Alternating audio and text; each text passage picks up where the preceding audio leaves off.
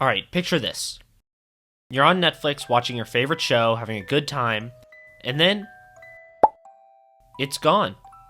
It just disappears off the face of the earth, stripped from its streaming service with no real way left to conveniently watch it.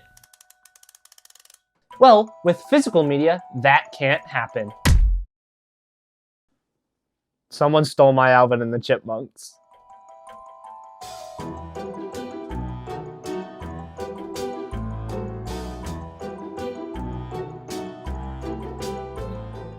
Physical media refers to the physical materials that are used to store or transmit information in data communications. In simple terms, it's a disc. Physical media is something like a DVD or a video game cartridge that you can physically hold in your hand, as opposed to digital media like shows on Prime or other streaming services. You can't hold those in your hand. I tried. It's no secret that physical media is on the decline, with streaming services having almost any show or movie known to man for a sometimes reasonable price. It's become the much more popular option for consumers. And in some ways, I agree, it can be a better option. Listen, you get a standard Netflix subscription with over 5,000 movies and TV shows for roughly the price of one B movie. I'm happy with my decision. But over time, the flaws of streaming services have really started to show. Exhibit A! What? Yeah, I alluded to this in the intro, but streaming services have started removing their own shows like crazy. I mean, they've always been constantly adding and removing content, that's just how the business works, but recently I've noticed an influx in streaming services just removing their own content, like the stuff that they themselves made, and that cannot be found anywhere else. Meaning that once these shows are removed from their services, they're just gone. Sorry all 4 Voltron Legendary Defender fans out there, but guess what? You can't watch your show anymore. Unless... Yeah, no one's gonna take your physical media from you. Probably. Buying a DVD or a Blu-ray for a movie means you can own that forever. You own a piece of film history. Whether that's good or bad history depends on your taste, but the point is that it's yours to do whatever you want with. I think this is the main argument that I hear when I see people argue over physical or digital media. The longevity. Hey, all I'm saying is that when the apocalypse inevitably does happen, I'll be the one living like a king with my endless entertainment. Okay, you give me some food, and you can have my Guardians of the Galaxy. Physical media does have other benefits, though. For one, you can look at it. I know this is very subjective, but to be honest, I really love the look of these things as decoration. It's like the same appeal as posters, you know? You just get to look at a collection of all your favorite things. You can start with one and then watch your collection slowly grow over time until you have a problem. This is my movie collection, and I know what some of you are about to say. Luke, that's pathetic. And you know what? You're right. I haven't been collecting movies for that long, only about a year now, and as someone who does not have a lot of money to go around, this is what I'm working with. I've mainly just been going for my favorites so far, no real cohesion, although I am trying to get every Tarantino movie. My favorite one here is this Adam Sandler 2-pack, because I have no clue where the fuck it came from. I have no recollection of ever purchasing this, it just showed up one day, and I still haven't watched it.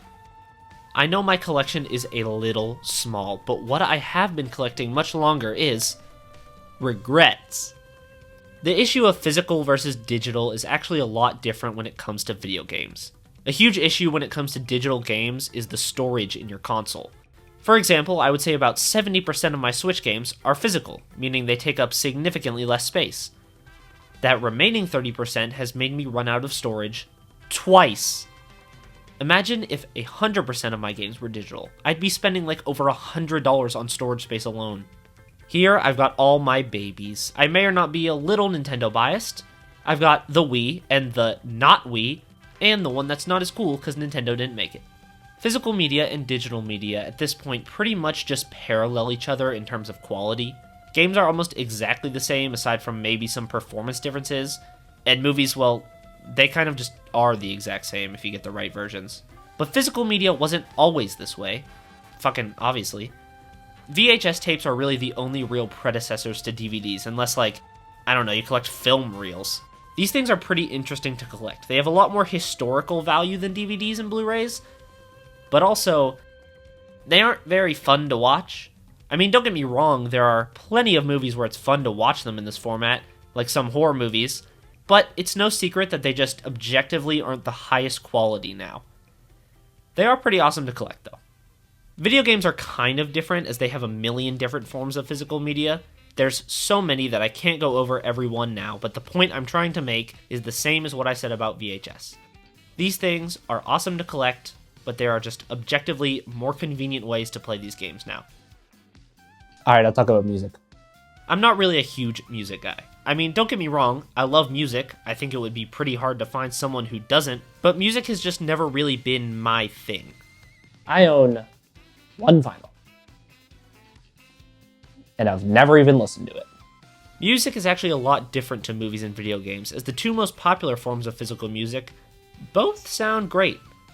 Vinyls are the older form, yes, but unlike VHSs, they are still made today, and still sound great.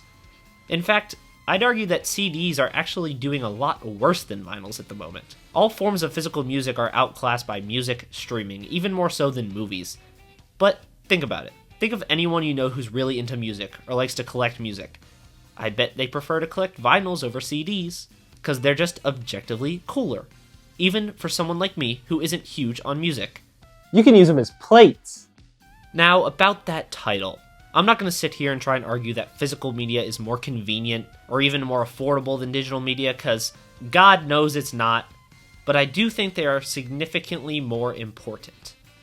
I talked on this a little bit earlier, but owning a physical movie, game, or album is like owning a part of history. I know I can't speak for everyone, but even if you own a movie on something like Prime Video, it just doesn't feel as special to me. You don't own a movie, you own a little file that Amazon is lending you to let you watch your movie. I'm not trying to tell you to watch or play or listen to only physical media, because that's insane. No one does that, not even me. But I am just asking you to maybe think. Next time you go to rent that new Oscar nominee, or your favorite Marvel movie, maybe instead just take a trip to your local media store and buy something real. Because who knows? If streaming numbers continue to go up, which they inevitably will, then the death of physical media may come sooner than we think. Also, physical media benefits the people behind the movie a lot more than streaming services do in most cases. Probably should have mentioned that sooner. Anyway, I'm gonna go watch my B movie, because no streaming service can take this away from me. Amazon repossessed my house.